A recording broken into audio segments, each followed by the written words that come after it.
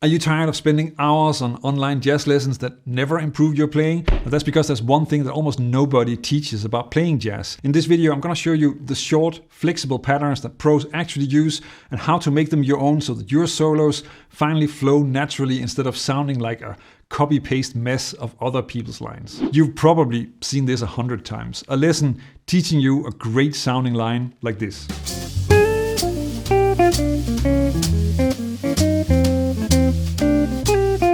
It sounds great, but you can't use it without sounding like you're sort of forcing it into your solo, and it never fits with the phrases that you played before and after. But here's the thing, pro players don't actually work this way.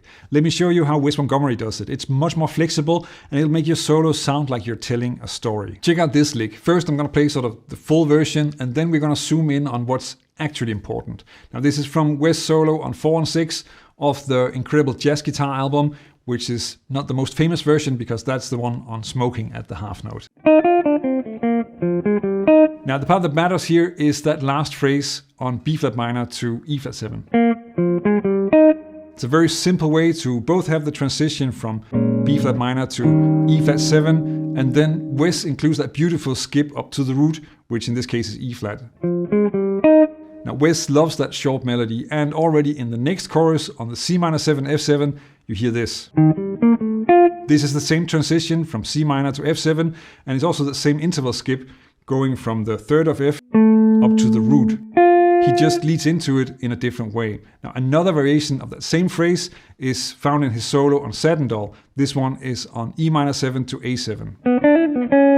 So here he adds a trill, but it is still the same type of transition and that same skip up to the root from the third.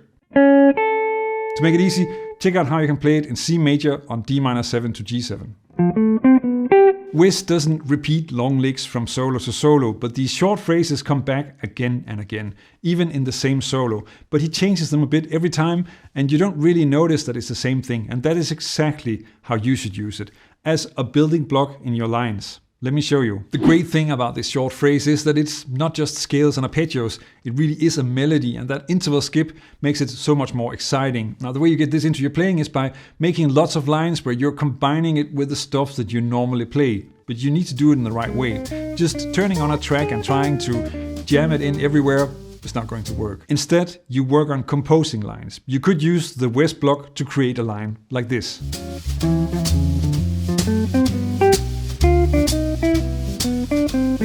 So I'm adding this phrase in front of it with this short trill in there as well. Then we use the building block to get to the G7. And I'm using a chromatic enclosure to move to C major 7. Adding sort of this short tag on that phrase.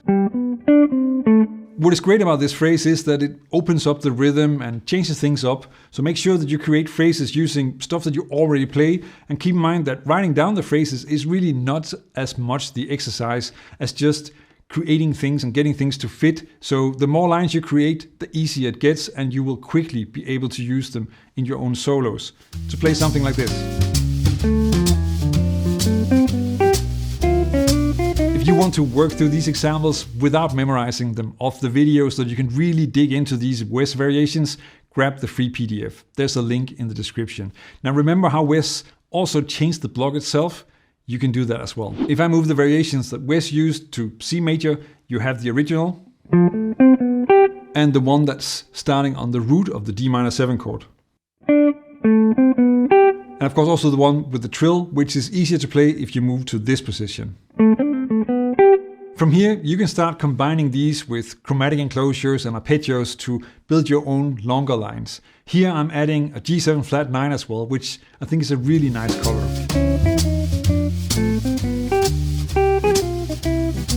Or this example using the trill version, which also helps you add more variation to your rhythms.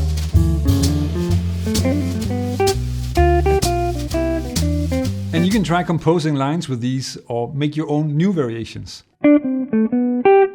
So here I changed the rhythm, but you can also add sort of a chromatic twist with a slide.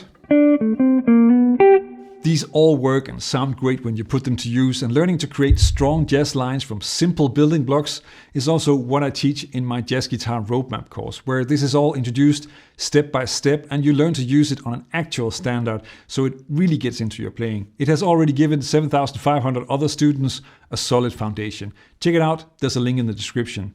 Now, you already saw how much you can do with a single block, but finding good ones can be kind of tricky. Let me show you a great resource for this. If I could only study one book about jazz guitar, this is the one. It is constantly recommended by people like John Scofield and Mike Stern, and that alone should tell you something. Now, the book I'm talking about is Joe Pass Guitar Style, and what most people will also tell you is that you should start by learning the solos at the end of the book. Now, these transcriptions of Joe's solo playing are a shortcut to developing real jazz phrasing and vocabulary, but they are also the best resource for finding blocks similar to the Wes Montgomery phrase. So here's 2 bars from one of those solos.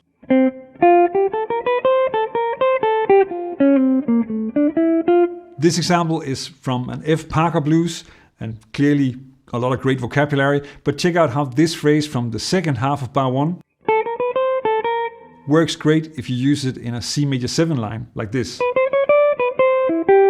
or naturally becomes a D minor 7 line in this example. In bar 2 you can also take the A7 altered phrase, and immediately that is a great D minor 7 phrase like this, kind of similar to something Grant Green might play. But it also sounds great as a C major 7 phrase, or even a great D7 altered line in a 2-5-1. And that was just 2 bars from one of the solos. The whole book is full of them. Now, all the phrases from this video are in the free PDF, so you've got everything you need to start leveling up your solos right away. Link is in the description. Like this, you can start building solos the way the pros actually do. Forget the long licks and start building real jazz vocabulary one block at a time. Joe Pass and Wes are both great places to learn jazz guitar. Now, another essential teacher is Barry Harris, especially the exercise that I cover in this next video, which helps you develop vocabulary, learn tunes, and improve your rhythm. Check it out. Learn jazz, make music.